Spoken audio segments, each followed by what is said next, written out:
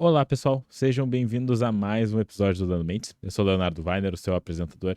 E no episódio de hoje a gente tem uma convidada mais do que especial, a sua segunda participação aqui no Dando Mentes. A gente vai estar falando aqui com a nutricionista Laura Hoffmeister. E hoje, diferente da nossa primeira apresentação, do nosso primeiro episódio, quando ela veio aqui com o Bolívar e a gente falou muito sobre cultura da dieta, a gente vai até falar um pouquinho sobre isso, mas hoje a gente vai entrar de fato para falar sobre comer intuitivo, que é uma questão bem importante que vocês questionaram bastante sobre como funciona também. Então, nada melhor do que chamar a Laura para conversar aqui com a gente sobre isso. Então, Laura, primeiramente, muito obrigado por ter topado vir aqui de novo e por estar tirando tempo e conversando com a gente sobre um tema que eu sei que tu gosta só um pouquinho de falar. Léo, eu que te agradeço pelo convite. É um verdadeiro prazer estar aqui de novo. Inclusive, quando tu convidaste, eu na hora já fiquei empolgada, nem hesitei. E adoro falar sobre isso, como tu mesmo disseste. Então, estou muito feliz de estar aqui. O bom é eu me policiar para não passar as próximas 15 horas conversando. Perfeito, eu acho que a gente tem talvez conteúdo para 15 horas mesmo, né? Talvez. Então a gente poderia realmente ficar aqui falando, falando, falando.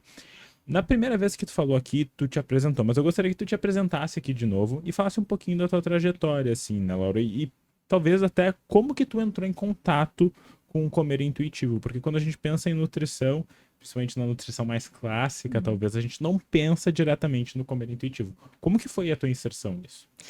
Perfeito. Bom, então, para quem não me conhece, muito prazer. Eu sou a Laura Hofmeister, sou nutricionista e eu trabalho com comportamento alimentar, sou especialista em comportamento alimentar, oficialmente certificada em comer intuitivo pelas criadoras do comer intuitivo. Então, todo o meu trabalho é realmente voltado para essa abordagem.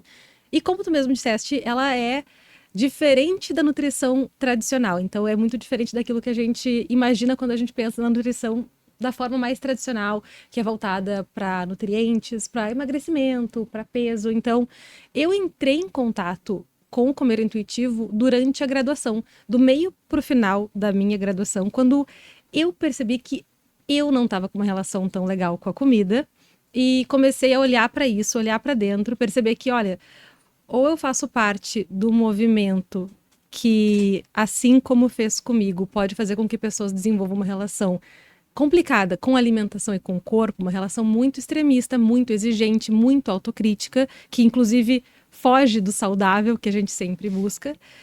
E ou faria parte do movimento contrário, que ajuda as pessoas a terem uma relação mais tranquila com a comida, mais tranquila com o corpo, mais equilibrada de modo geral, apesar de não seguir os padrões da nutrição tradicional, né, de ser tipo, alimentação perfeita, saudável, 100% meticulosa, calculada. E nessa busca por uma relação mais tranquila com a comida e querer ajudar as pessoas também a terem essa relação mais tranquila com a comida, além de me tratar e cuidar de mim antes, eu fui em busca, dentro da graduação, de outras áreas. E áreas que lidassem mais com comportamento alimentar, e por muita sorte, eu tive algumas professoras maravilhosas na graduação que trabalhavam com isso, que davam aula até de transtornos alimentares na faculdade. E, inclusive, com uma delas sendo a minha orientadora, fiz um TCC voltado para o comportamento alimentar. Fiz um mapeamento de escalas do comportamento alimentar com o meu TCC. E dentro desse TCC, eu encontrei algumas escalas que mediam comer intuitivo. E eu passei a me perguntar o que é o comer intuitivo e fui em busca, então, tentar entender melhor o que era essa abordagem. E a partir disso, encontrei o comer intuitivo e me encantei por essa abordagem. Foi assim que eu entrei nesse mundo. E acho muito interessante quando tu coloca isso, a gente já vai entrar no comer intuitivo, por assim dizer, mas quando tu me fala isso da questão de tu tava na graduação, tu percebeu que tu tava com o teu comer talvez mais transtornado, não tava de uma maneira tão saudável para ti, como é que tu vê a própria graduação de nutrição e colegas teus, assim, porque eu imagino que esse foco mais tradicional, talvez em dieta e redução de peso, foco em nutrientes, talvez às vezes muito com um olhar dicotômico para Uhum. isso, pode também levar pessoas a um certo adoecimento. Como é que tu percebe isso até na própria graduação de nutrição? Pois é, estudantes de nutrição e nutricionistas são um grupo de risco, digamos assim, até para o desenvolvimento de transtornos alimentares, justamente por esse contato talvez exacerbado com o nutricionismo, né? Com esse lado nutricional da alimentação, com esse olhar tão direcionado para números, para equilibrar tudo. Então, realmente é um momento delicado, especialmente nos dias de hoje, em que não só a gente vive na cultura da dieta, da qual a gente tanto falou, mas aí vem também toda a graduação. E eu, de maneira alguma, quero por aqui uma questão assim, negativa da faculdade de nutrição, mas sim o contexto natural em que a gente acaba se inserindo, e isso faz com que esse pessoal, onde eu estive, esse meio em que eu estive, a gente fique mais vulnerável para esse tipo de desenvolvimento de relação mais complicada com a comida e com o corpo, porque justamente a gente está olhando o tempo inteiro para nutrientes. E na faculdade de nutrição a gente tem muitos exercícios em que a gente literalmente tem que fechar nutrientes. Então, você tem que fechar caloria, você tem que fechar proteína, você tem que fechar gordura, carboidrato, e daí tem que fechar os micronutrientes, assim, olha, na vírgula. Então, a gente fica o tempo inteiro minuciosamente calculando tudo que é alimento. E é muito fácil a gente se perder dentro desse valor nutricional do alimento e acabar se distanciando um pouco de um contexto maior que a gente pode considerar saúde e, assim, uma alimentação saudável. E de alguma forma existe algum contrabalanceamento dentro da própria faculdade? Ou, por exemplo, vocês estão fazendo isso super focados ali na questão do cálculo fino, da vírgula, mas existe alguma coisa, por exemplo, de um contrabalanceamento de outras disciplinas ou até mesmo de um apoio falando da importância talvez de rever esse comer transtornado ou até mesmo de poder ter um balanceamento assim de uma flexibilidade maior? Porque tu me falou muito e parece uma rigidez em um lado também. Hoje em dia, cada vez mais, esses assuntos têm entrado no currículo, mas é algo muito recente. Eu, na minha graduação, eu tive uma aula, não uma cadeira. Eu tive uma aula, uma tarde, onde a gente falou sobre transtornos alimentares, durante toda a graduação. É muito pouco. Mas cada vez mais isso tem entrado na grade. Só que, além disso, claro, tem essa parte do curso de nutrição, que é a dietoterapia, cálculo de dieta, prescrição, mas tem também a parte que vai além da nutrição clínica, que parte para uma parte um pouco mais social. A gente tem uma parte mais de antropologia, tem uma disciplina que é psicologia do desenvolvimento. Então, a gente tem um pouquinho, um gostinho dessas outras áreas da nutrição que vão além da nutrição clínica. Mas ainda falta, ao meu ver, um olhar ainda mais direcionado para essa parte do comportamento alimentar especificamente e olhar mais para os transtornos alimentares, porque isso é algo que ainda a gente sai da faculdade com isso bem cru e com muitas lacunas. Então, com certeza, ainda tem muito espaço de possibilidade de desenvolvimento da gente olhar mais para essa área ainda dentro da graduação. E daí eu já vou te perguntar, né, sobre o que é o comer intuitivo, porque quando tu fala disso, eu acho que daí fica mais claro, ao menos pra mim, porque sendo psicólogo, querendo ou não, a gente tem muito a gente acaba tendo um contato com transtornos alimentares, seja na disciplina de psicopatologia, depois tu vai fazer algum tipo de formação, tu vai ter isso.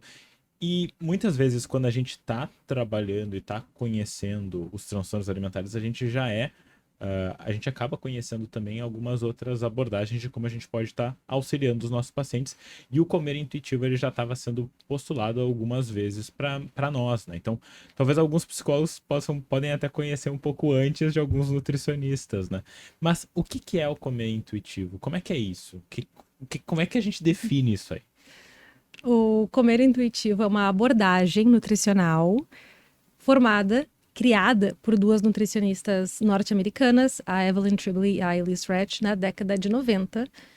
E apesar da gente, então, ouvir falar mais do comer intuitivo hoje em dia, ele já vem sido trabalhado, desenvolvido há algumas décadas. E que legal saber que alguns psicólogos têm esse contato, né, e aprendem sobre isso, porque o comer intuitivo surgiu justamente para ser um contraponto às dietas tradicionais. Basicamente, essas duas nutricionistas eram nutricionistas tradicionais. Elas tinham seus consultórios, seus pacientes, que na sua grande maioria chegavam lá, gostariam de emagrecer, elas ouviam aquilo, prescreviam uma dieta e diziam para eles voltarem daqui a 30 dias. E era aquele ciclo que a gente conhece. O paciente até tem um certo progresso, resultado de emagrecimento, como gostaria no início, mas depois não consegue manter nem a dieta, nem o resultado, reganha o peso, e aí todo mundo fica frustrado. O paciente fica frustrado porque não conseguiu manter o resultado, sente que ele fracassou e a nutricionista também sente que falhou por não conseguir ajudar o paciente da maneira que ele gostaria. Então, essas duas nutricionistas se viram muito frustradas com o papel delas como nutricionistas e resolveram pensar assim, olha, talvez o problema não seja eu como nutricionista, não seja o paciente, talvez seja a dieta em si. E não a que eu tô passando, mas a própria premissa da dieta. E aí foram estudar por que será que essas dietas não funcionam, ou pelo menos não no longo prazo. E aí elas chegaram a muitas conclusões justamente voltadas para essa ideia de que a restrição tem um grande índice de falha, de efeito rebote no comportamento e, consequentemente, no peso. Então, a partir disso, elas desenvolveram uma abordagem que ajuda as pessoas a terem uma relação mais tranquila com a comida, uma alimentação saudável, sem fazer a dieta, sem fazer restrição. Então, elas criaram essa abordagem, publicaram um livro que se chama O Comer Intuitivo, e esse livro foi traduzido para o português recentemente, então mais pessoas agora podem ter acesso ao que é o comer intuitivo. E ele é baseado em 10 princípios que têm esse objetivo de ajudar as pessoas a reaprenderem a se alimentar de uma maneira que é mais equilibrada até do que uma dieta, porque é mais sustentável. E toda vez que eu falo em reaprender, eu sei que talvez muitas pessoas fiquem com aquele termo super conhecido de reeducação alimentar. Um termo super utilizado há um tempão, até foi muito utilizado assim para substituir a palavra dieta. Ah, não é uma dieta, é uma reeducação alimentar. E às vezes é só uma dieta com outro nome. Mas eu acho que esse é um termo ótimo, porque reeducação alimentar, nesse caso, pode ser justamente ajudar as pessoas a reaprenderem a ter uma alimentação com autonomia. E a questão da dieta, muitas vezes, é que a gente abre mão dessa autonomia, a gente terceiriza a nossa alimentação. Então, a gente está simplesmente obedecendo regras que alguém passaram de o que comer, o quanto comer, quando comer e quando parar de comer. Então, a gente meio que desaprende a fazer essas escolhas de maneira independente e a gente passa a depender de outra pessoa, no caso, ou um nutricionista ou uma dieta em si, para saber o que comer. E aí a pessoa se sente perdida quando não tem esse guia, quando não tem a dieta, quando não tem a prescrição, o papel dizendo o que comer, o quanto comer. E a ideia do comer intuitivo veio justamente para ajudar as pessoas a reaprenderem a fazer essas escolhas sozinhas. Não, e é muito interessante quando tu fala isso, porque, bom, tu já deve ter seguido dietas restritivas, como eu já segui várias dietas restritivas. Acho que eu fiz todas. Eu fiz várias também. Não recomendo, não foi muito divertido. Não recomendo. Mas é interessante, né? Porque na medida que tu pode estar fazendo uma dieta que ela... Vamos supor que ela tá funcionando. Tu tá funcionando no sentido de buscar o objetivo que tu tinha colocado, né? Tu segue uma rotina muito bem definida. E é interessante, né? Porque a rotina, ela tá ali, mas... Quantas coisas podem nos tirar da rotina, né? Vamos imaginar uma viagem, um evento de trabalho, um problema pessoal. Quantas coisas podem te tirar dessa rotina e que daí tu perde talvez esse lugar que estava te dando uma sustentação e talvez seja essa a questão, né? De tu aprender que, ok, tu pode comer outras coisas, não precisa seguir isso aqui à risca necessariamente, não é? Perfeito. Vou dar 2 exemplos agora que me ocorreram. O primeiro deles é a chuva. Hoje aqui em Porto Alegre tá chovendo muito. Eu tive que mudar os meus planos de almoço, porque eu não ia ter como colocá-los em prática por causa da chuva. Então, a partir daí, se eu tivesse um plano muito rígido de o que eu tinha que almoçar, quando e que horas, em que quantidade, já teria ido buraco abaixo. E o outro exemplo é uma coisa que foi muito utilizada por muito tempo. Eu acho que hoje ela está diminuindo um pouco, que é a balança, para pesar as refeições. E então, por exemplo, muitas pessoas acabam fazendo uma dieta bem restritiva e mais do que restritiva, mas bem prescritiva. Assim, olha, são X gramas de tal alimento, X gramas de outro. E aí a pessoa está acostumada a ter aquele objeto ali dizendo para ela, ó, essa quantidade está correta, essa quantidade está correta. Não, um pouco mais, um pouco menos. E aí, se um belo dia a balança acaba a bateria, se a pessoa sai de casa sem a balança, se acontece alguma coisa que a pessoa não tem aquilo, a pessoa muitas vezes se sente totalmente perdida. É porque ela já não tem mais aquela confiança de que ela mesma é capaz de saber a quantidade que faz sentido ela comer naquele momento. Então, muitas vezes tu tem uma questão super restritiva ou prescritiva ou exata, que é só tu se tu perde um elemento, se a tua rotina se desfaz, se por alguma razão tu não tem aquilo, tu te sente muito inseguro. Então, justamente essa e outras coisas que estão interligadas na dieta, em uma dieta prescrita, podem fazer com que a pessoa se sinta cada vez menos autoconfiante da sua capacidade de saber se alimentar quando alguma coisa foge da rotina, foge do script, né? Perfeito. E muitas vezes quando se fala sobre comer intuitivo, seja na internet ou qualquer lugar que tu vai pesquisar, muitas vezes vem direto uma fala, não funciona porque tu não emagrece. Mas eu acho que na tua primeira fala, quando tu explica o que é o comer intuitivo, isso já tá meio explícito, que não é esse o objetivo necessariamente. Então, o que acontece que acaba gerando essa confusão de, tô trabalhando com comer intuitivo, eu tô na minha nutricionista, no meu nutricionista, estamos trabalhando isso, e das pessoas, não funciona porque tu não tá emagrecendo. Mas será que é esse o objetivo? Então, basicamente, o comer intuitivo, ele foca muito na ideia do peso natural, o que quer dizer que a gente vai encontrar um peso corporal que seja compatível com a genética da pessoa, com a história de vida, com as questões clínicas de cada um, porque cada um tem um corpo diferente e o peso natural da pessoa seria aquele peso que a pessoa consegue manter naturalmente, sem precisar de extremismos na alimentação, seja um extremismo de excesso ou de falta.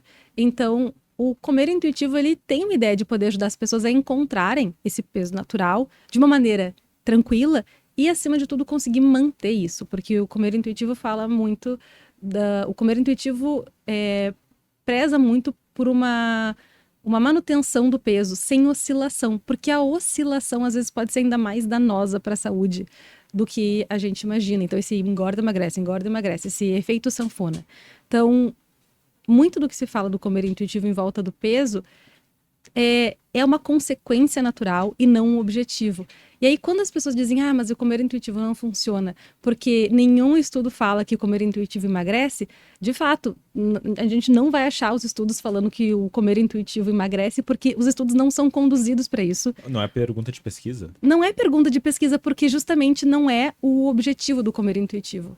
Quando a gente vai trabalhar o comer intuitivo, a gente vai olhar para muitos outros fatores voltados para o comportamento alimentar, para a alimentação em si, e muitas vezes a gente pode encontrar que as pessoas de fato encontram um peso mais saudável, para elas mais adequado, para elas muitas vezes isso é um emagrecimento, mas o emagrecimento é uma consequência natural e não um objetivo concreto, assim, de vou começar isso para emagrecer, porque a vontade de emagrecer, às vezes, é justamente o que mais atrapalha as pessoas. Elas literalmente colocam a carreta na frente dos bois e talvez deixar isso num campo secundário e olhar para as questões de comportamento, entender o que faz a pessoa chegar naquele peso, ou como é que está a alimentação e por que seria algo realmente muito mais possível da pessoa seguir e depois manter.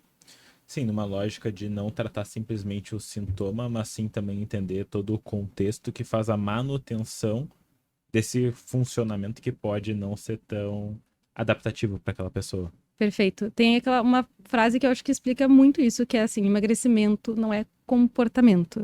Então a gente não tem como controlar o emagrecimento. Estado. Emagrecimento é uma possível consequência de mudanças de comportamento. Então a gente olha para o comportamento e pensa, por que será que a gente tem esse comportamento? Por que será que eu tô com dificuldade na minha alimentação? Por que eu tô comendo em excesso? Por que eu sinto uma falta de controle? Por que eu acho que eu tô descontando nos doces? Por que eu acho que... Então a gente olha para o comportamento e trabalhando no comportamento, o peso vem como uma possível consequência. E a palavra possível é sempre importante de estar ali, para a gente não gerar uma expectativa, uma promessa de, vou emagrecer X quilos em X dias, né? Que muitas vezes é o que vem com as dietas, né? As dietas vêm com essas promessas, por isso que elas são tão tentadoras. Sim, e daí a gente tá falando de reforço, né? Porque acaba sendo um baita reforço, tu perder o peso, tu começar a fazer aquilo. Mas é aquela velha história, né? Qual é o custo que tu tá pagando para fazer essa dieta, para fazer a manutenção dessa dieta? E daí, tu falou uma questão que eu achei muito interessante, e eu acho que essa é uma das coisas que eu me questiono muito, até mesmo na forma que eu me alimento, porque, vamos ser honestos, né? Hoje em dia a gente tem uma vida muito corrida. muito corrida, né? E o comer intuitivo, ele tá relacionado muito a essas sensações interoceptivas, né? Basicamente, essas sensações corporais que tu tem de saciedade e tudo mais. Fome, saciedade, principalmente. Como que a gente pode ajudar os nossos pacientes a estarem mais conectados com essas questões, principalmente quando, vamos pensar, o paciente, se fosse eu como muito rápido, e eu sei que isso atrapalha. Por exemplo, hoje eu tava atrasado, almocei em 5 minutos. E não foi que eu comi pouco, mas tipo, eu comi rápido. Como é que tu vê isso, por exemplo, na prática? Porque eu acho que esse é um tema que às vezes a gente não fala tanto quando a gente tá falando sobre comer intuitivo ou até mesmo sobre comportamento alimentar, mas como esse cotidiano do paciente, da paciente, pode também estar interferindo. Olha, eu acho que como uma pessoa que tá muito consciente de tudo, tu já chegou com um problema, tu já chegou com a solução também, né? Então tu falou tudo, tu disse, eu tô comendo muito rápido. Pode parecer muito simples, mas a primeira coisa que a gente faria é tentar comer mais devagar, mais devagar. Se organizar para poder ter essa alimentação mais tranquila, poder olhar mais para dentro, porque em 5 minutos, honestamente, a gente não é capaz de saber se a gente está saciado ou não, porque demora em torno ali de uns 15, 20 minutos para a gente receber a sinalização que o nosso estômago de fato está saciado. Então é muito fácil, se a gente come rápido, dizer, nossa, peraí, ainda tô com fome. Então se tivesse mais comida, talvez tu comeria mais ainda. Mesmo que em 20 minutos, tu talvez comeria até menos. Porque a gente precisa desse tempo, o nosso corpo não é uma máquina exata. Então, a gente precisa desse tempo, primeiro, para a comida ser digerida, para a gente começar a receber essas sinalizações de, olha, o estômago tá cheio, talvez esteja na hora de parar. E é muito difícil a gente fazer isso, não só com o tempo curto, mas muitas vezes, se o tempo tá curto, a nossa cabeça tá longe, né? E se a cabeça tá longe, a gente não tem como dar a atenção devida para como o nosso corpo tá se sentindo. Então, já que a tua pergunta é assim, como é que a gente pode ajudar as pessoas a perceberem melhor seus sinais de fome e saciedade? Primeiro, numa situação ideal, né, numa bolha onde não existe tempo, não existe pressa, não existe compromisso, não existe chuva caindo em Porto Alegre, a gente come com toda a calma do mundo, né? A gente senta com calma à mesa, não faz refeições que não sejam num ambiente dedicado para as refeições. Então, assim, comer no carro, na sinaleira, aquela coisa de... Quem nunca, né? Quem nunca? É raro, mas acontece. Sempre. Brincadeira. Não, mas assim, quem nunca, né, de fato, comeu na frente da tela do computador, na tela da televisão, ou respondendo e-mail no celular. Acontece. A gente não tá aqui pregando por uma alimentação perfeita, e né? não tá julgando ninguém. E não tá julgando porque muito já fizemos. E às vezes fazemos ainda. Mas a questão é, num mundo ideal, onde a gente pode sentar à mesa, colocar a mesa bonitinha, colocar o prato e aí comer com toda a calma do mundo, descansando o talher entre cada mordida, a gente olharia para dentro e se perguntaria, olha, como é que eu tô me sentindo agora? Tô me sentindo ainda com fome? Como é que eu me senti no início da refeição versus agora? Também, uma outra coisa que ajuda muito a gente a se perguntar é se a comida ainda tá boa, tipo, gostosa. Porque quando a gente vai ficando saciado, as nossas papilas gustativas vão ficando menos receptivas, elas vão ficando menos sensíveis. Uhum. Então, a gente vai começando a perceber menos o sabor da comida. Da mesma maneira que, por isso que quando a gente tá com muita fome, a gente diz que fome é o melhor tempero, porque a gente de fato fica com as papilas gustativas mais atentas, apuradas, então tudo fica melhor. Quando a comida começa a ter um gosto meio, ok, tá bom, mas não tá tão maravilhoso, talvez seja um primeiro sinal de que a gente tá ficando saciado. Só que a gente só consegue perceber tudo isso se a gente come com atenção. Talvez não seja nem com tanto tempo do mundo. Talvez a gente não tenha meia hora de almoço para fazer ali todo o ritual da alimentação. Se a gente tem 5 minutos, 10 minutos, pelo menos a gente pode tentar focar aquele tempo que a gente tem na alimentação e como a gente está se sentindo. Se a gente tem dificuldade de saber o que é um sinal de fome, o que é um sinal de saciedade, se pergunta coisas simples como é que eu estou me sentindo? Eu estou confortável? Ou tô desconfortável? É uma sensação agradável ou uma sensação desagradável? Tá gostoso o que eu tô comendo ou não tá? Porque não só as nossas papilas gustativas, mas também os nossos outros sentidos, como, por exemplo, o olfato, mudam com a fome. Por isso que, assim, quando a gente tá com fome, cheirinho de comida, tipo, maravilhoso, né? Tipo, nossa, meu Deus, 11h30 da manhã, o cheirinho de feijão, nossa, abriu o apetite, tô com fome. Depois que tu já almoçou e já tá bem satisfeito, bem saciado, é cheiro de comida. Nossa, que cheiro de comida aqui, né? Que desgraça, cheiro de comida. Então, assim, não é tão agradável quanto era quando a gente estava com fome. Então, a gente pode tentar perceber como é que a gente está se sentindo, se é uma sensação agradável ou desagradável.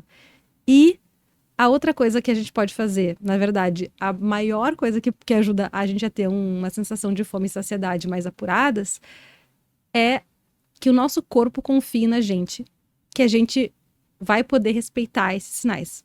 Então, assim, quando a gente faz muita dieta, onde a gente tá com fome, mas não pode comer, tá saciado, mas segue empurrando comida para dentro, ou não tá saciado, mas tem que parar de comer, ou seja, durante vários momentos em que a gente teve uma sensação de fome ou de saciedade que não foi respeitada, isso fez com que o corpo passasse a não confiar mais tanto na gente que aqueles sinais iam ser respeitados. Então, o corpo tem esse feedback negativo e também para de mandar tanta sinalização, porque é um gasto de energia que não está sendo bem utilizado. Então, a melhor maneira é a gente mostrar para o corpo que esses sinais vão ser respeitados. Então, qualquer sinal de fome, mesmo que seja um sinal que tu pensa, é uma fome muito pequena, não, vai lá e respeita. Nossa, eu tô sentindo um certo incômodo, desconforto. Quem sabe cruza os talheres e vê como tu te sente. Então, vai dando a chance pro teu corpo de ter a ideia de que tu vai respeitar esses sinais de fome e saciedade. Porque quanto mais a gente demonstra respeito, que a gente consegue de fato respeitar esses sinais de fome e saciedade, mais o corpo vai ter confiança que a gente vai respeitar quando ele enviar essa sinalização, mais o corpo vai enviar, então mais fácil vai ficar pra gente de perceber esses sinais de fome e saciedade. E é muito interessante quando tu fala isso, porque minha cabeça, ela foi direto pro MasterChef. Por que o MasterChef, né? Porque quando a gente pensa nessa alimentação rápida, às vezes a gente vai pensar, sei lá, a fast food, que não tem nenhum problema, pode ser super agradável, adoro comer fast food também, mas se tu vai num restaurante fast food, em comparação com um restaurante de vários pratos, né, que tu vai comendo devagarzinho, em geral tu pode até comer menos, mas tu te sente normalmente muito mais cheio no final da refeição, né, porque são poucos e tu vai comendo devagarzinho. E até mesmo quando tu vai olhar os jurados do MasterChef, eles vão provar, óbvio que eles têm também um paladar super refinado e tudo mais, mas faz a gente pensar também, né? Por que que eles têm um paladar tão refinado e a gente não? Será que também não é uma questão de atenção ao que tu tá comendo? Porque se tu parar, comer, for olhar a textura do alimento, tu consegue perceber coisas que se tu só, sei lá, vou comer mandioca, foi. Mas tu pode parar, sentir a textura e tudo mais, né? Então, imagino que isso também deve ser uma coisa que tu deve trabalhar com os teus e as tuas pacientes também, né? Com certeza. Vários desses elementos que tu mencionou são muito importantes e muitas vezes eles passam batido, né? Porque a gente tá num momento onde, de maneira geral, a gente come um pouco no piloto automático. As nossas escolhas estão no piloto automático e o nosso modo de comer tá automático. A gente não pensa, não tem muita consciência nas decisões e no ato de comer. Então, muito do comer intuitivo é se voltar para nossa consciência, para o momento de escolha, assim, o que a gente vai comer. E a gente pode começar, a gente sempre diz, no comer intuitivo, não sabendo por onde começar, começa pela satisfação, tipo, pelo prazer em comer. Então, a primeira coisa que a gente pode fazer é se perguntar, o que eu tô com vontade de comer nesse momento? E aí a gente se pergunta, assim, olha, eu tô com fome de salgado ou de doce? Que tipo de textura eu tô querendo? Eu quero uma coisa um pouco mais cremosa, eu quero uma coisa um pouco mais crocante, eu quero uma coisa mais robusta, mais leve, eu quero algo quente, eu quero algo mais gelado, refrescante. Então, a gente vai se fazendo essas perguntas para ver o que eu tenho vontade, e aí na hora de comer a gente vai se perguntando, tá, como é que tá o gosto, como é que tá o tempero? Tá bem de sal? Eu sou uma pessoa saleira. Então assim, ó, se não tá salgadinha a comida... Seria uma boa jurada do MasterChef. Exato. Eu adoro o tempero e eu adoro um salzinho. Então, assim, olha, se não tá do meu gosto e se eu tenho a possibilidade naquele momento de ajustar pra uma maneira que eu goste mais, eu faço isso. Eu ponho um pouco mais de sal, um pouco mais de tempero. Nossa, essa salada tá ótima, mas falta um elemento de crocância. Ou, nossa, esse prato tá um pouco gelado, eu vou esquentar um pouco mais. Ou, tá muito quente, vou esperar esfriar pra eu conseguir curtir melhor. Então, fazer essas percepções de como é que tá essa comida que eu tô comendo, e aí fazer alguns ajustes, se necessário, para que aquela seja uma experiência mais prazerosa. Porque a gente tem essa sensação de que satisfação e saciedade são sinônimos, mas na verdade estar satisfeita é diferente de estar saciada. Estar satisfeita diz respeito ao prazer em comer. Mas muitas vezes a gente confunde os dois. Então a gente tem essa sensação de que a gente, nossa, eu quero seguir comendo, não tô conseguindo parar de comer, às vezes não é nem uma questão de saciedade, ou seja, de o quanto a minha fome já foi saciada, mas sim de que a gente ainda não teve a satisfação que a gente buscava, o prazer. Então, se eu queria aquela coisa assim, nossa, super quentinha, salgadinha, e a comida estava gelada e não salgada, talvez a gente fique comendo e comendo em busca daquela satisfação, e aí a saciedade ficou lá atrás. Então, muitas vezes, prestar atenção nisso que a gente falou de sabor, textura e temperatura, são coisas muito importantes para a gente aumentar o nosso poder de satisfação e até conseguir perceber melhor a saciedade. E quanto que isso está relacionado à forma que a gente aprende a se alimentar? Principalmente porque, assim, comida no prato tem que comer tudo. E algumas dessas falas que a gente muitas vezes vai escutando. Quanto que a forma que a gente se alimenta hoje, ela está relacionada com essa aprendizagem? Não só em casa, não só da nossa infância, mas também do que é disseminado muitas vezes, por exemplo, em rede social, televisão, mídia, literatura e assim por diante, né? Porque daí, até já fazendo um ponto, né? Tem muito tem aquelas trends que a gente vai ver, tipo, Instagram, TikTok, YouTube. O que eu como num dia? Que eu não acho de todo mal, mas como que isso impacta a forma que a gente aprende a se alimentar? Está muito relacionado e impacta muito, desde a infância, mas o nosso comportamento alimentar e as nossas atitudes alimentares, elas são moldadas, formadas e readaptadas ao longo da vida inteira, ao longo de todas as nossas experiências. Então, essas questões, como tu disseste, assim, mais básicas e clássicas, de tem que raspar o prato. Não levanta da mesa antes de raspar o prato, ou se não raspar o prato não ganha sobremesa. Todas essas regrinhas que foram criadas, às vezes com a melhor das intenções, elas podem às vezes nos afastar justamente dessa alimentação mais intuitiva. Porque digamos que a pessoa tá lá e muitas vezes uma criança, ela já comeu o suficiente. As crianças costumam ter mais contato com sinais de fome e saciedade, porque elas não aprenderam outras coisas, elas estão simplesmente respondendo ao instinto. Olha, eu tô com fome, eu quero comer, não tô com fome, não quero mais comer. E aos poucos isso vai acabando, vai se perdendo justamente por essas regras que vêm de fora, essas imposições externas. Então, se a pessoa, a criança, já não está mais com fome, mas alguém diz tem que comer até o final, tem que raspar o prato, essa regra vai sendo internalizada e aí tanto faz o sinal de saciedade, porque a regra é comer até acabar, independente do tamanho da porção, independente do tamanho da fome. Isso vai prejudicando bastante na percepção dos sinais de saciedade e depois da sensação de capacidade que a pessoa tem de conseguir parar de comer, porque parece que a regra é clara, a regra é terminar a comida. E além disso, claro, tem essa sensação às vezes de merecer. Eu só mereço comer um doce se eu comer todo o brócolis. Essa sensação de que para comer algo a gente precisa também comer outra coisa. Vai criando e reforçando a dicotomia alimentar que a gente mencionou mais cedo. E aí tem todas essas outras influências externas que tu mencionaste, que são mais atuais, de não só o que nos disseram à mesa, não só o que os nossos pais nos disseram, mas também agora o que a mídia nos diz, que é a alimentação que a gente tem que ter, o que a gente deve comer ou não deve comer. E tem muita comparação, não só com qualidade alimentar, mas com quantidade alimentar. E um exemplo muito simples é se alguém posta uma foto de um prato de comida e tem, digamos, pouca comida no prato, relativamente pouco, que é pouco para um, não é pouco para o outro, mas se a pessoa olha aquela foto e diz, meu Deus, eu como muito mais do que isso, nossa, eu tô comendo muito. Então a pessoa acaba julgando a própria alimentação baseado no que o outro postou. Não dá nem para dizer que é baseado na alimentação do outro, porque é baseado apenas e unicamente no que aquela pessoa postou. E a gente não sabe se aquele prato é daquele dia, se a pessoa repetiu depois, se a pessoa comeu o prato inteiro.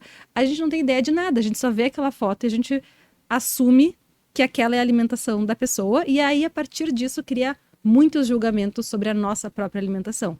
Assim como a gente pode criar julgamento com quem está do nosso lado. Se eu estou num restaurante com várias amigas e elas pedem pratos diferentes, eu posso julgar a minha escolha como melhor ou pior.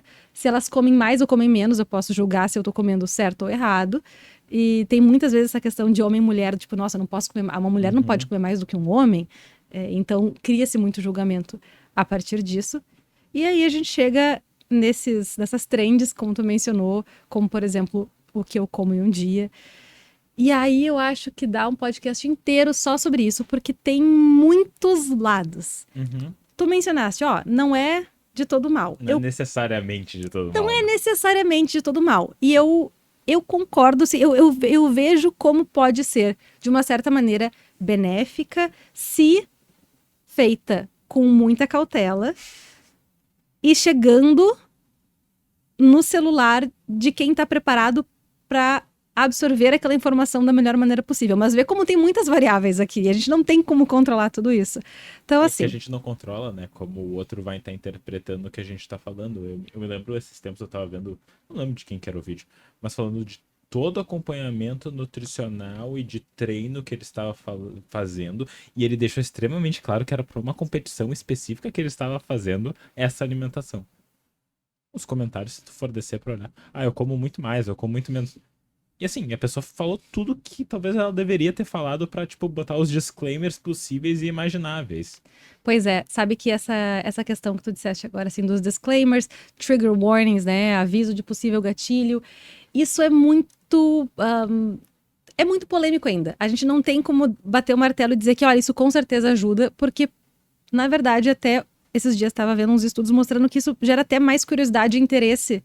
E já faz com que as pessoas se sintam mais atentas de uma maneira negativa ao assistir o vídeo, se sintam mais vulneráveis. Então, não necessariamente um alerta de gatilho vai ser efetivo em fazer com que aquele vídeo não seja gatilho para ninguém.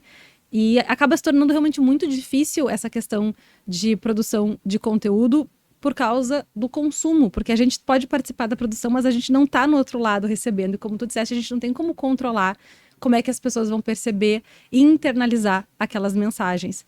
Então, alguns vídeos como o que eu como em um dia, eles podem ter um efeito bem negativo quando eles instigam essa questão de comparação, especialmente quando esses vídeos eles são colocados como esta é uma alimentação perfeita que eu faço para chegar e manter este corpo perfeito. Então, a principal bandeira vermelha que a gente pode ver de um vídeo desses é se o vídeo começa com a imagem do corpo de alguém. A thumbnail, a pessoa com o abdominal tanquinho lá, assim. Exatamente, porque isso a pessoa pode até não dizer, mas a imagem ela passa essa mensagem de que, olha, isso é o que eu como num dia para ter este corpo. E aí a pessoa vê, bom, então tá, então isso é um meio para chegar neste fim que é dito não só como um fim que eu quero, mas é o corpo desejado, né? E muitas vezes o corpo desejado vem com muitas outras promessas de vida, tipo, olha, de sucesso, de relacionamento, felicidade, saúde. Então, muitas vezes, aqueles vídeos vêm como uma promessa de se você comer dessa maneira, você vai ter não só o corpo que você quer, mas olha toda essa vida aqui. E muitas vezes esse vídeo também vem com alta produtividade, uma estética maravilhosa, as comidas são lindas. Então, acordando às 4h30 da manhã. Acordando às 4h30 da manhã. Então, assim, gera uma sensação de comparação muito difícil de ser atingida. E mesmo que a pessoa tente o seu máximo, nunca vai parecer o suficiente. E a outra coisa que é sempre importante salientar é que o que a gente está vendo ali é o que a pessoa escolheu mostrar. Uhum. Seria muito fácil a gente fabricar o que eu como em um dia de uma alimentação que nem existe. Tu pega uma imagem X, um café da manhã de ontem, o almoço de amanhã, e tu pega um monte de comida e tu junta ali num dia e ninguém vai saber que aquilo ali não é real. Até porque se tu colocar, por exemplo, dá pra fazer o exercício, tu bota no chat GPT. Trends para fazer de nutrição e linkando com produtividade. Ele vai te passar, por exemplo, isso, quais são opções de café da manhã que eu posso estar postando. Ele vai te passar exatamente o que tu tem que postar. Exato. E aí, então uma pessoa real vai estar comparando a sua vida com algo totalmente irreal, que não existe, para atingir um sonho que talvez não seja tão saudável de ser atingido, porque talvez não seja real. E então esses vídeos eles podem de uma certa maneira ou de várias maneiras ser bem prejudiciais para a relação que as pessoas têm com a comida, com o corpo, o nível de exigência, de autocrítica que elas têm, porque gera uma comparação e a gente sempre fala assim que seria muito legal a gente só dizer assim, não se compare. Mas não é tão fácil fazer como é falar. A comparação ela é algo muito natural e até faz parte do nosso instinto de sobrevivência, faz parte do comportamento humano se comparar aos outros. o que a gente pode fazer é tentar tornar essa comparação mais justa. Então, dizer, olha, eu ter ciência de com o que, com quem eu tô me comparando, em que condições. É colocar o nível das comparações de uma maneira um pouco mais nivelada e justa, porque eu comparar a minha realidade com o que alguém escolhe postar na a melhor foto, na melhor luz, com a melhor edição, no melhor horário, é injusto porque eu tô comparando toda a minha vida que é real com algo que é curado, editado, escolhido a dedo. Então, a melhor coisa que a gente poderia fazer é dizer assim, ó, eu estou ciente de que comparações existem, mas eu vou tentar ficar um pouco mais consciente de que o que eu sei da minha vida, que é uma vida real, é muito diferente do que eu imagino que seja aquela partícula que eu tô vendo de uma vida de outra pessoa através de uma lente. Até porque quando tu fala isso, eu acho que tem um dado muito importante que é a quantidade de informação que a gente tem. Porque a quantidade de informação que a gente tem, por mais que, sei lá, uma pessoa que vive fazendo stories, a pessoa faz mais stories do mundo, vai ter o quê? 1 hora de stories no dia? Assim, já acho exagerado, assim, mas compara com a quantidade de informação que tu tem da tua vida. Fica injusto. Então, da gente poder também ter essa compreensão é fundamental, né? Pra gente poder estar compreendendo melhor sobre essas questões que tu tá trazendo, que são tão importantes.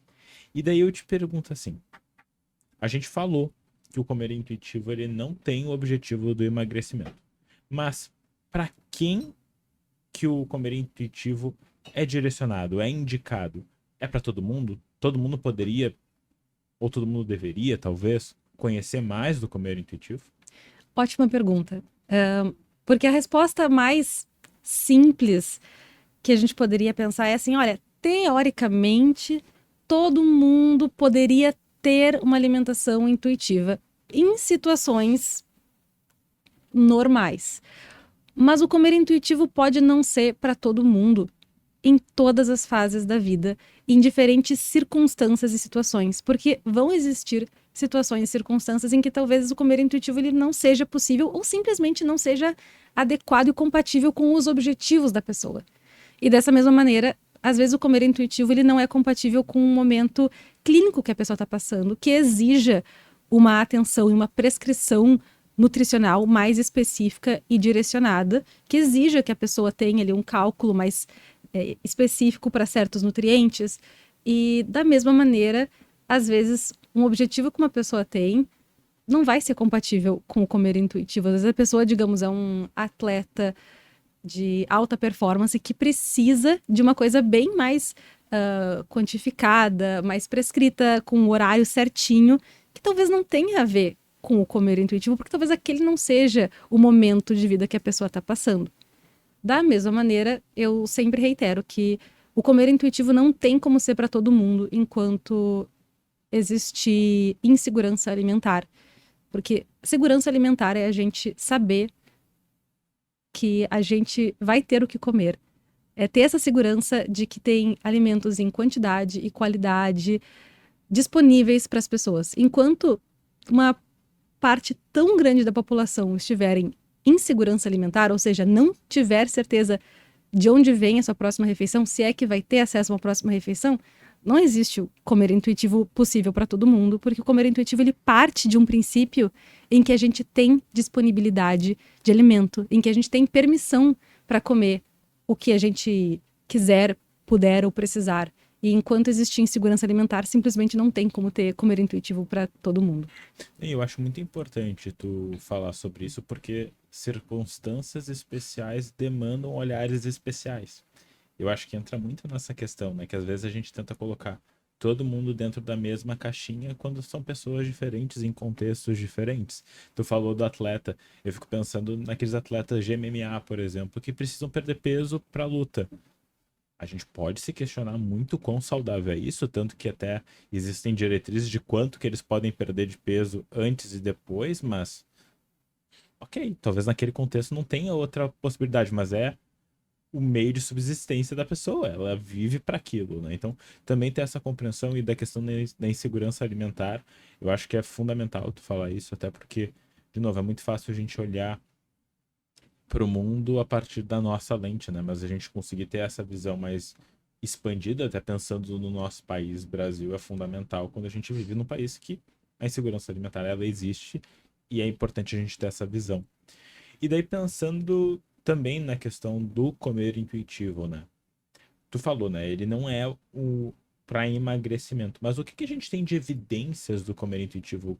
O que que a pesquisa nos mostra de benefícios que o comer intuitivo ele pode estar trazendo para as pessoas? O comer intuitivo, ele já mostrou uma melhora em algumas questões que são muito voltadas para a nossa saúde, tanto física quanto para a nossa saúde mental. Então, o comer intuitivo, ele mostra uma maior variedade alimentar, e quanto maior a nossa variedade, maior a nossa gama nutricional. O comer intuitivo, ele mostra melhores índices de colesterol, ou seja, um aumento do colesterol bom, que a gente chama HDL, uma diminuição do colesterol ruim, o LDL. A gente também vê menores índices de transtornos alimentares, desenvolvimento de diabetes tipo 2.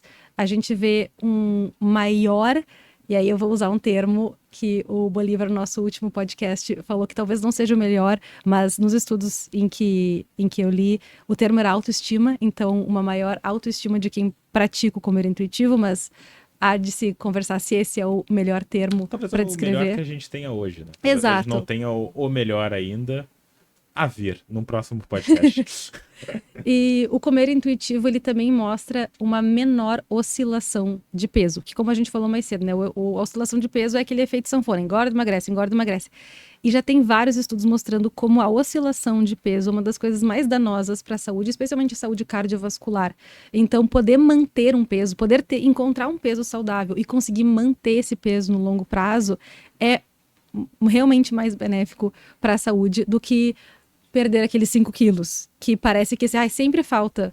Ah, é só se eu perder uns 2, 3 quilos, aí sim eu vou ficar bem. E a pessoa parece estar sempre maquinando atrás desses 2, 3 quilos. Então, conseguir manter um peso equilibrado se mostra algo realmente mais benéfico para a saúde.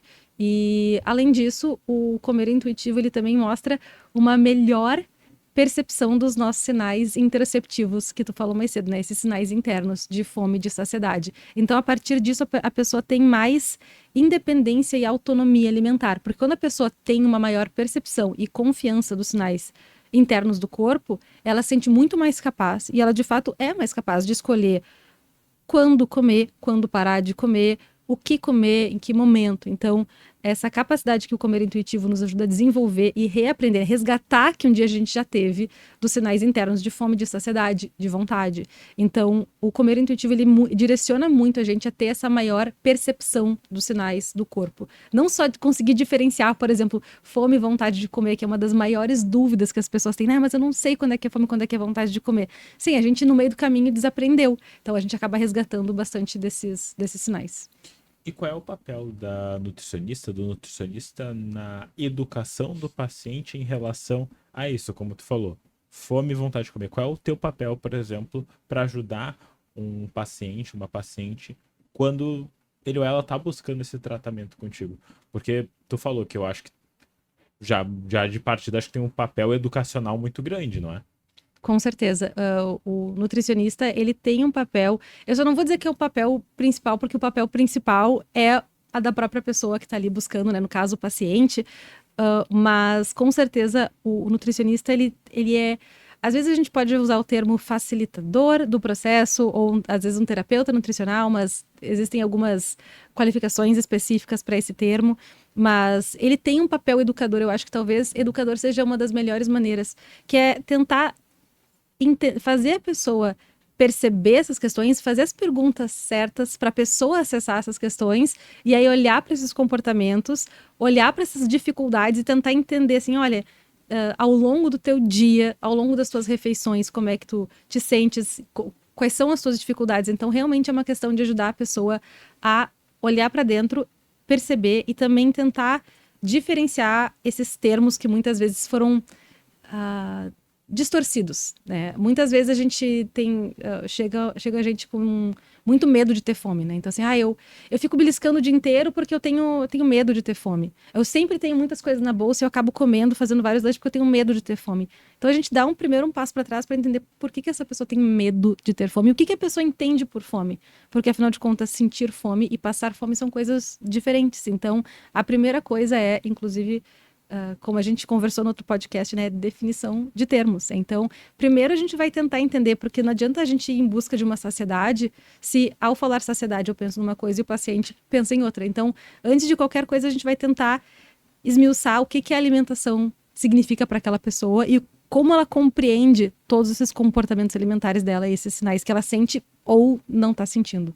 E, a partir disso, fazer realmente esse papel de educação. E tem uma parte de educação nutricional que é muito importante. Um dos princípios do comer intuitivo é o princípio 10, que é honrar a saúde com nutrição gentil.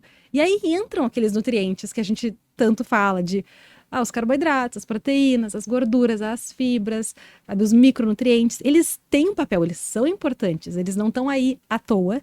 E eles são legais da gente compreender. Mais do que a gente ter uma prescrição de, tem que comer isso, não pode comer aquilo, é essa quantidade, o mais legal é cada um de nós entender como a gente pode ter uma noção geral disso para a gente fazer escolhas alimentares nutritivas e equilibradas, adequadas para a gente em cada momento.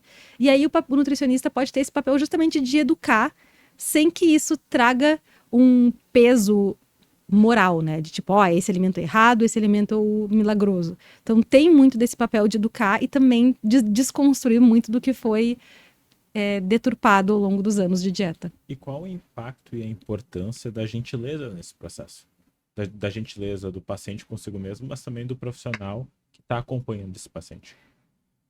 É um grande papel, né? Quando a gente fala de nutrição gentil, a gente justamente está falando de ter gentileza e compaixão com ponto de vista de curiosidade e não de julgamento. Isso serve tanto para o nutricionista como para o paciente ou para a pessoa que está buscando essa alimentação mais intuitiva. Quando a gente for... Se é um nutricionista perguntando para o seu paciente, como é que o nutricionista pode fazer perguntas e tentar entender melhor a pessoa e tentar fazer a pessoa se entender melhor, mas partindo de um ponto de vista de curiosidade e não de julgamento. Então, tentar entender como é que está a alimentação da pessoa, como é que é o histórico alimentar dela, como é que ela chegou onde ela chegou agora, e fazer perguntas, mas não partindo de, não acredito que tu come isso, tu realmente come tudo isso, ou nossa, tu não come isso, né? Então, ao invés de vir de um ponto de vista de julgamento, que muitas vezes é o que as pessoas sentem ao ir no nutricionista, por isso que muitas vezes o nutricionista é visto ou como carrasco, ou como alguém que vai sempre julgar o que o outro está comendo, e tem muita gente que acaba não indo ou não retornando ao nutricionista por medo de ser julgado. E uma das principais coisas que o nutricionista pode fazer é justamente não julgar. Todo mundo tem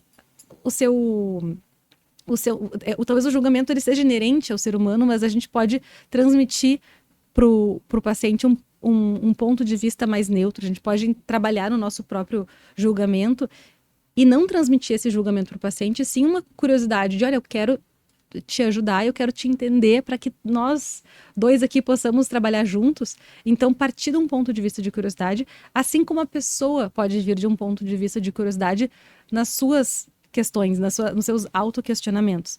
Por exemplo, digamos que a pessoa foi para casa depois de um dia de trabalho e, ao invés de cozinhar, ela pediu uma pizza, comeu a pizza inteira sozinha e depois disso pegou um pote de sorvete na geladeira e comeu inteiro e pegou o chocolate que estava aberto no armário e acabou com o chocolate no armário.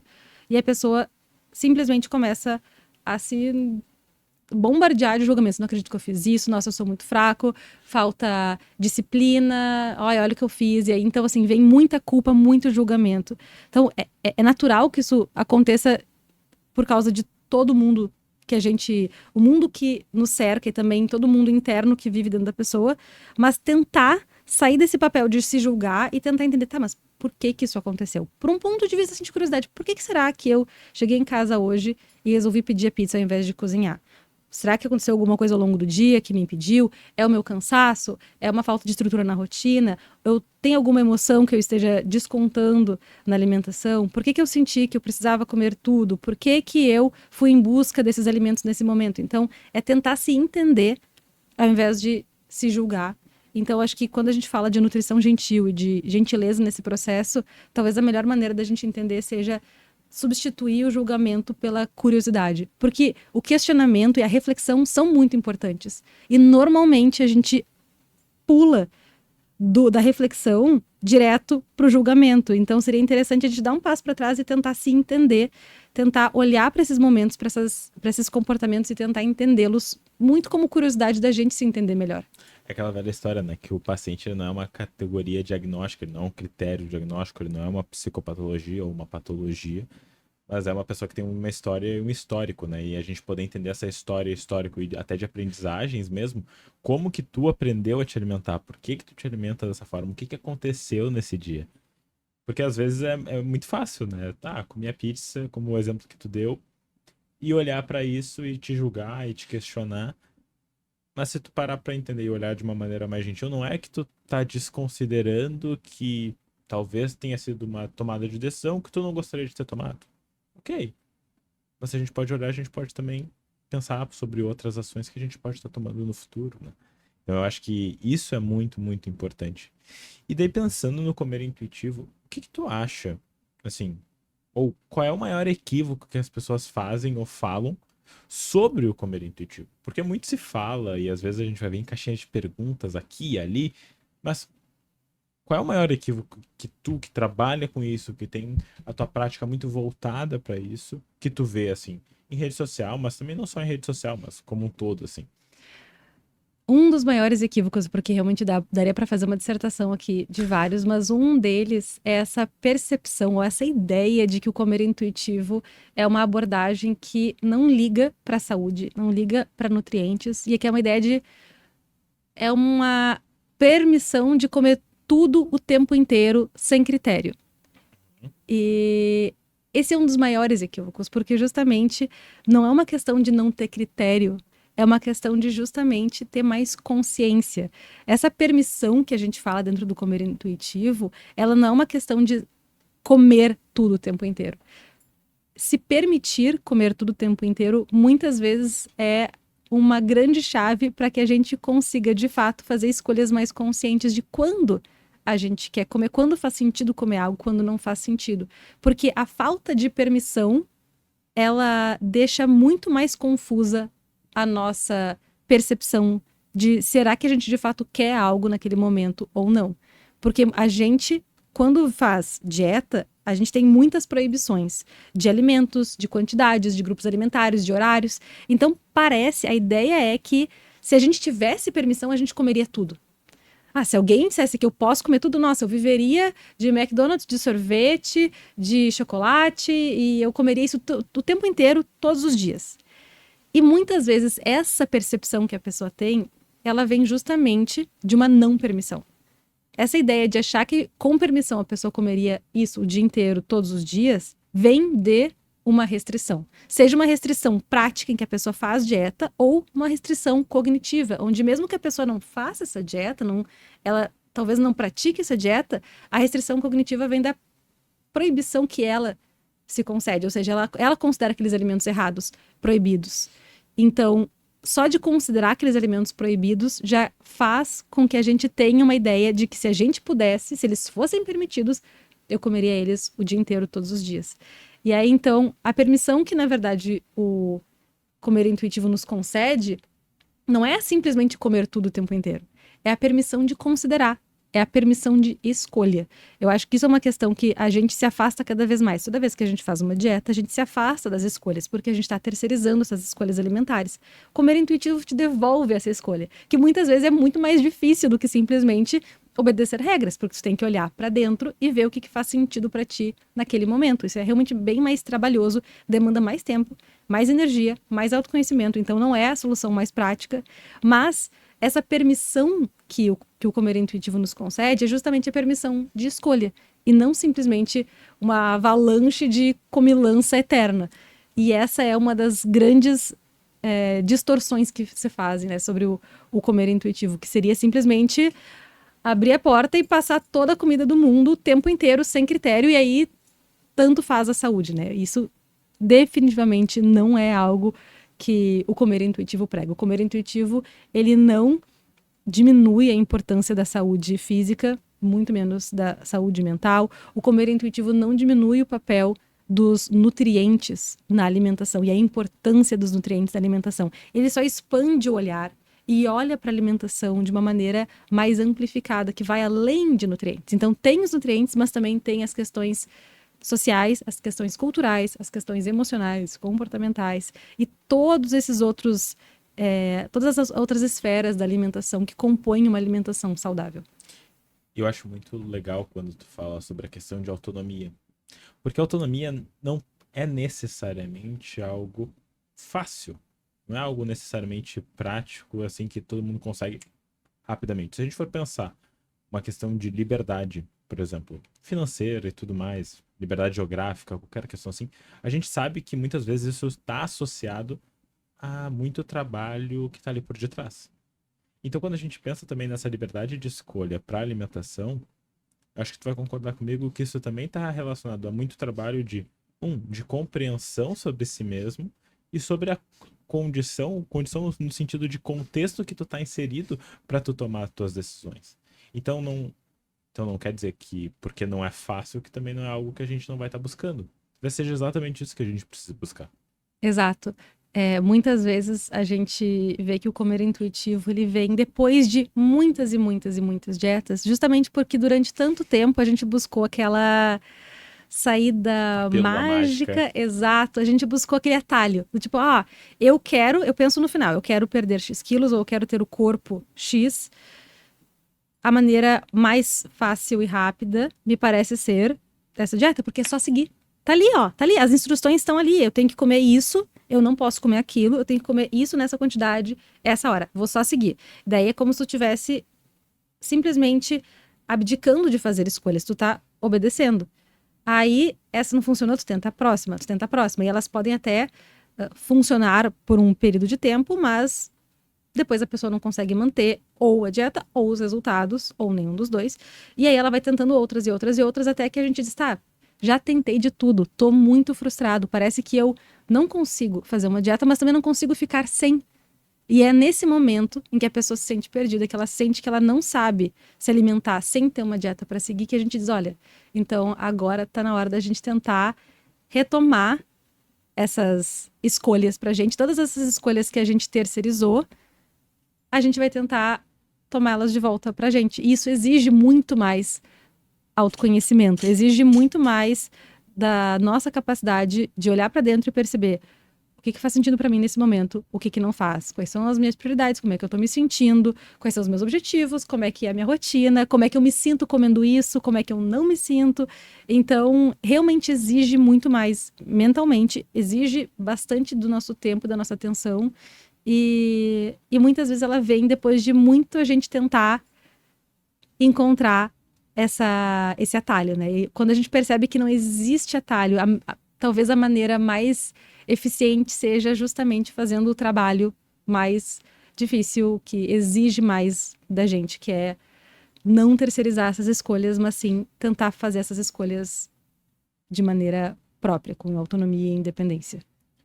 Eu acho que se a gente sair com essa mensagem aqui do podcast, eu acho que já é uma mensagem que com certeza vai orientar e ajudar muitas pessoas a poder repensar sobre como a gente está vendo a alimentação. E para mim isso já valeu mais do que um podcast, valeu aí muito. Então, assim, obrigado também por isso, que eu acho que eu trabalho muito com transtornos alimentares, né? Então, quando a gente consegue perceber isso e o paciente tem essa percepção, isso faz muita diferença. Então, é muito, muito importante o que tu acabou de dizer. E eu queria ir para um outro lado, que também é algo que a gente vê muito quando a gente trabalha com transtornos alimentares, que está relacionado ao mindful eating. E às vezes, até eu já vi muitas vezes confusão, falando que comer intuitivo era o mindful eating e o mindful eating é o comer intuitivo. E a gente sabe que são duas coisas diferentes. Mas o que são essas duas? O que é o mindful eating, né? Porque tu já falou que é o comer intuitivo, mas como que um se correlaciona ou um conversa com o outro? Perfeito. De fato, são coisas diferentes.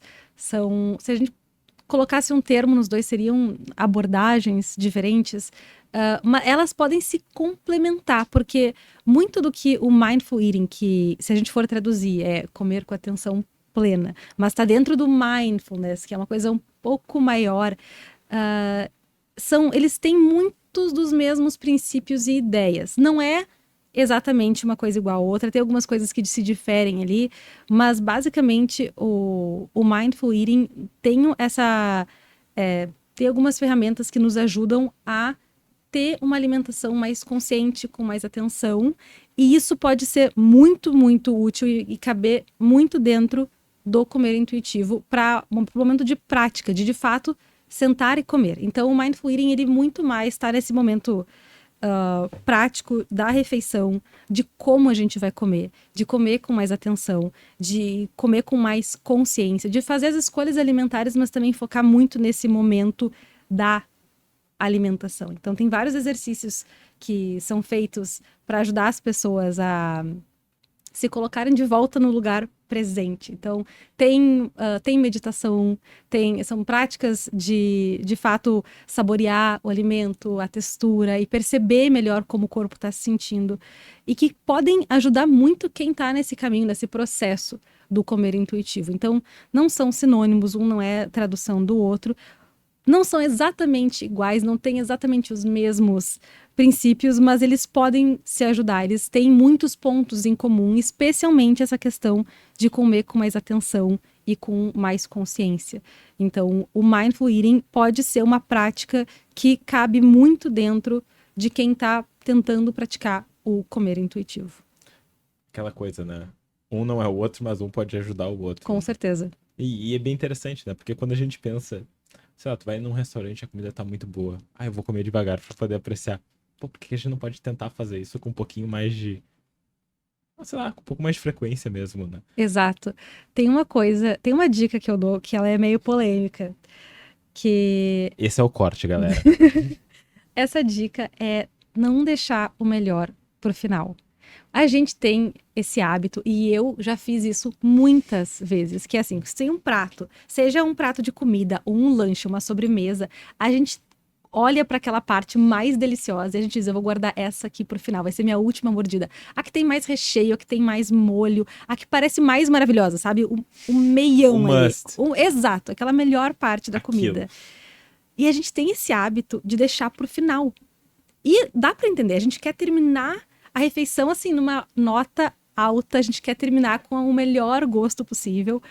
Porém, contudo, todavia, tem várias razões pelas quais essa talvez não seja a melhor estratégia. A primeira delas é que, como a gente falou mais cedo, quando a gente está com mais fome, as nossas papilas gustativas, elas estão mais apuradas. Então a gente tem mais chance de fato, curtir bem aquela parte boa e sentir todo aquele sabor no início da refeição. Quando a gente, de fato, tá com toda aquela fome, com toda aquela percepção bem apurada dos sabores. Então a gente tem mais chance de fato, curtir e aproveitar aquela mordida maravilhosa pro início da refeição. A segunda razão é que se a gente está sempre pensando naquela última mordida maravilhosa, a gente vai dar bem menos atenção para as outras. Então, digamos que eu tô lá com aquela parte maravilhosa, eu tô olhando para lá, aquela ali vai estar boa, aquela mordida vai estar boa.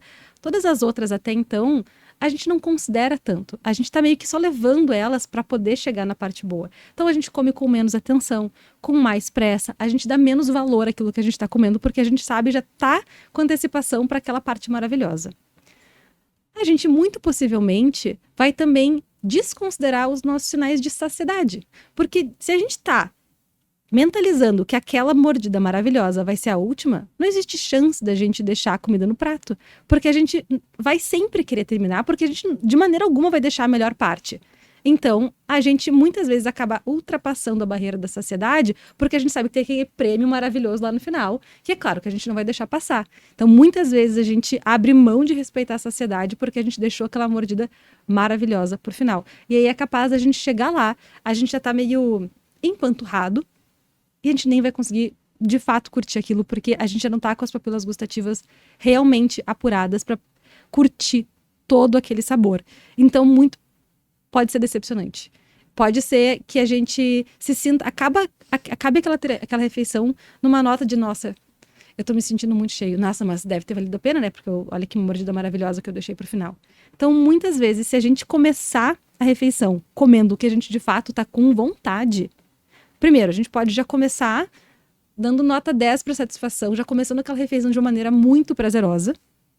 E a gente consegue prestar muito mais atenção nos sinais de satisfação e de saciedade ao longo da refeição, porque a gente está mais atento, a gente não está mais só na antecipação daquele último pedaço maravilhoso. Então, sei que muita gente acaba deixando a melhor parte para o final, mas quem sabe a gente pratica agora esse teste de começar com a melhor parte. E fica daí o chamado para vocês, a atividade para vocês e fazer esse teste, ver como vocês se sentem. Porque eu acho que isso, na verdade, super conversa com várias questões da nossa vida. Tu vai pensar, por exemplo, eu vou fazer uma corrida. Vamos imaginar que tu vai correr uma maratona. Será que tu vai focar só no último quilômetro ou será que tu não vai focar também no processo, que é tudo isso até o último quilômetro? Só o último quilômetro valeu? Só chegar lá valeu ou todo esse processo também valeu? Então isso pode ser... A gente pode fazer várias comparações e exemplos e metáforas, mas fica aí a dica para vocês e fica também o chamado e a tarefa para vocês testarem. Posso dar só mais uma tarefa? E eu Boa. acho que essa já é até bem batida, porque ela é muito comum da gente falar, ou pelo menos no meu meio, mas eu acho que ela é muito útil e mesmo assim a gente parece que não coloca ela tanto em prática, que é usar a louça bonita que a gente guarda para alguma coisa que eu não sei o que é. Mas a gente tem aquela louça bonita que a gente guarda para uma ocasião especial que nunca vem, que nunca chega. E aí a gente tem umas refeições que elas são assim, meio... Parece que elas são, sei lá, sem graça. Mas é só um almoço de terça-feira. Por que eu vou, colocar na louça bonita? Por que não? Eu tô esperando o quê pra usar aquela louça bonita? Ela não vai gastar.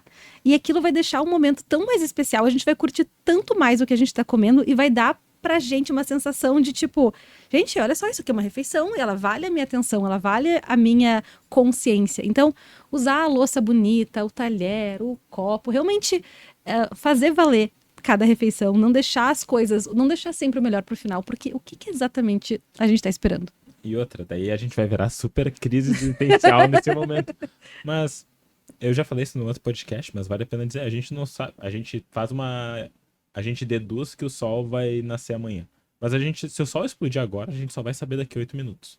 Porque é o tempo que demora pra informação do sol chegar até a nós. Nossa, eu acabei de entrar numa neura aqui. Não, mas assim, a gente não tem como saber dessas coisas. Então por que não aproveitar também? E aproveitar no sentido de, não, eu não vou ser indulgente o tempo todo, no sentido de, nada importa. Não, não é essa a questão. A questão é, eu preciso fazer as coisas valerem. Perfeito. E dar valor para as ações. Toda ação, ela tem um valor. Só que às vezes a gente desconsidera quando a gente entra nesse automatismo, porque a gente não tá pensando no valor da ação que a gente está tomando. Então também poder ter essa clareza de que toda ação vale. Toda ação é importante. É verdade. E já que tu falou essa questão assim de pensar assim, olha, a gente não tem certeza do que vem por aí. Voltando para essa questão do comer intuitivo, assim, de ser... é permissão para comer tudo o tempo inteiro. Muitas pessoas podem pegar essa mensagem, esse corte e dizer, viu, tô dizendo pra gente fazer todo o tempo, toda a refeição tem que comer a comida favorita que mais ama, sem pensar nas outras consequências. E não é esse o caminho. Muitas vezes, quando a gente fala no comer intuitivo de ter permissão, de se conceder a permissão de escolha, vai fazer a gente chegar numa conclusão de, não, olha só, nesse momento não faz tanto sentido isso pra mim. E... dei o exemplo da louça especial no almoço de terça-feira. Às vezes, digamos, estou aqui numa terça-feira à tarde, se me der vontade de comer um brigadeiro, o comer intuitivo não está dizendo, com certeza, nem pensa duas vezes e vai e faz. E a dieta também não está dizendo, não pode comer porque é terça-feira. O comer intuitivo, ele vai dizer assim, olha, faz sentido para ti? Como é que tu te sentiria comendo? Quais são os teus outros compromissos depois? Como é que tu vai te sentir para esses compromissos? E essa é uma vontade concreta, uma vontade específica, ou é simplesmente uma coisa que surge na tua cabeça e que se tu parar para pensar não faz tanto sentido para ti agora, não é compatível com as outras atividades que tu tem, com as tuas outras vontades. Mas ele não me dá o poder de escolha, de cogitar se faz sentido ou não. Porque muitas vezes a gente põe os alimentos numa caixinha de tipo, olha, não, de segunda a sexta não pode doce. Pode doce no fim de semana. E aí chega no fim de semana e a pessoa vai lá e ela come só porque ela entende que pode. E se pode, ela deve, já que depois, da segunda a sexta-feira, ela não vai poder. Então é melhor ela comer agora, porque agora pode. Então, esse poder de escolha, essa permissão de escolha, nos concede não só olhar para os momentos em que antes a gente considerava que eram proibidos e ver, olha, não é proibido, poder tu pode, mas faz sentido para ti? também olha para os momentos em que tu achava que tu certamente deveria comer e te pergunta, tá, mas tu realmente quer nesse momento ou tu estaria comendo só porque antes tu achava que aquela era a única alternativa, aquele era o único momento em que tu tinhas permissão. Então, o comer intuitivo, ele nos devolve muito essa capacidade de autorreflexão de quando é que será que de fato faz sentido a gente comer determinadas coisas ou não. Perfeito. E Laura, a gente tá chegando mais pro final aqui do nosso segundo podcast. Se vocês querem a Laura no terceiro podcast, que eu imagino que alguns de vocês vão querer, e super entendo, concordo. Vocês já sabem qual é o caminho. Comentem um monte, daí a gente chama a Laura de novo e a gente faz o nosso terceiro podcast. Mas a minha última pergunta, normalmente eu pergunto, tu já sabe qual é a pergunta, mas eu já te fiz essa pergunta, então não vou voltar pra ela neste momento. Se tu pudesse mudar alguma coisa na forma que a gente aprende sobre alimentação, no mundo inteiro, na forma que a gente aprende sobre alimentação, o que seria isso? Eu acho que eu tentaria tirar um pouco o juízo de valor moral que a gente dá para os alimentos, de algo ser errado ou certo, fonte de aplauso, fonte de culpa, tentar tirar um pouco esse juízo de valor em relação a como a gente encara o alimento e como é que esse julgamento é devolvido de volta pra gente. Então, se a gente puder ter um pouco mais de neutralidade no valor que a gente deposita para os alimentos, a gente talvez tenha muito mais clareza na hora de fazer as nossas escolhas. Porque muitas vezes o que a gente aprende, o que a gente internaliza dos alimentos, da alimentação, é fruto de julgamento que foi imposto nos alimentos. Então, não é se o alimento, não é se a gente gosta, não é se ele nos faz bem, como é que a gente se sente comendo. É se ele é proibido, se ele é permitido, se ele é milagroso, se ele é errado, se ele é um lixo, se ele é porcaria. Então, se a gente tirar essa camada de julgamento dos alimentos, como é que a gente de fato se sente em relação a eles? Será que a gente gosta? Como é que a gente se sente? O que eles representam pra gente? E aí a gente consegue ter mais clareza para fazer escolhas alimentares mais conscientes e com menos camadas de julgamento. Então a gente pode fazer uma escolha muito mais baseada no que faz sentido para a gente naquele momento e menos baseada nos julgamentos e críticas que a gente foi embutindo em cada um dos alimentos ao longo da vida. Perfeito, perfeito. Eu acho que se a gente conseguir aprender sobre isso, acho que a gente consegue fazer muitas mudanças na forma que a gente se alimenta e que a gente convive com nós mesmos, né? De novo, a gente sabe que a gente pode ser crítico, muitas vezes nós somos os nossos maiores críticos, mas eu gosto sempre de lembrar e falar. A gente escolhe também quanto que a gente vai dar voz para essa crítica. Qual é o lugar que a gente vai colocar essa crítica na nossa mente. Então, às vezes a gente escuta às vezes tanto essa crítica, por que a gente não pode escutar um pensamento alternativo? Eu posso, sei que era a última pergunta, mas se eu puder vai fazer lá, um adendo, vai já lá. que tu falou de vozes críticas dentro do comer, as vozes da dieta versus as vozes do comer intuitivo. Então, para cada uma dessas vozes de dieta, vozes de julgamento, vozes de crítica que a gente aprende até ao longo da vida, o comer intuitivo nos devolve uma voz do comer intuitivo, uma voz que nos ajuda mais.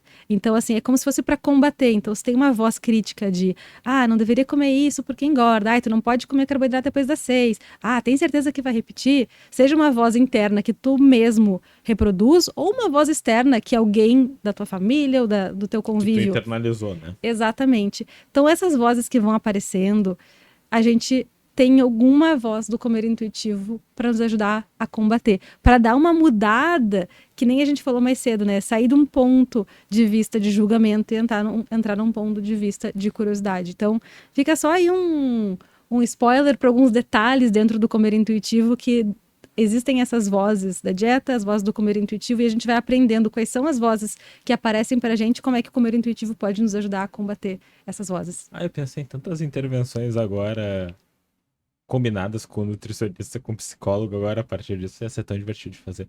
Sim, psicólogos pensando sobre essas coisas, né? Mas faz parte. Laura, queria te agradecer de novo por ter participado aqui do podcast, foi incrível. Eu sei que eu aprendi bastante, tenho certeza que o pessoal de casa aprendeu. Agora o palco é teu, onde é que o pessoal pode te seguir, te encontrar, para poder aprender ainda mais contigo e poder estar acompanhando mais sobre tudo que tu faz, que eu sei que é muito legal e eu te acompanho também. Léo, novamente, eu que te agradeço. Acho que a gente com certeza poderia passar horas e horas aqui conversando. E para quem curte esse assunto, ou chegou agora, é a primeira vez que está ouvindo falar no Comer Intuitivo, eu abordo muito isso lá nas minhas redes sociais, Instagram, TikTok, YouTube. E para quem quer se realmente propor entrar no mundo do comer intuitivo, olha, eu quero praticar, eu quero saber como é que se põe isso na prática, eu tenho o Clube do Comer Intuitivo, que é uma plataforma online com aulas, onde tem uma comunidade de pessoas que estão nesse processo, que se ajudam, e o Clube do Comer Intuitivo está aí justamente para te ajudar a entender o que é o comer intuitivo e como colocá-lo em prática. Perfeito, Laura, muito obrigado. E pessoal, agradeço vocês por terem assistido ou escutado mais uma vez um episódio do Lendo Mentes. A gente se vê no próximo e até lá. Um abração.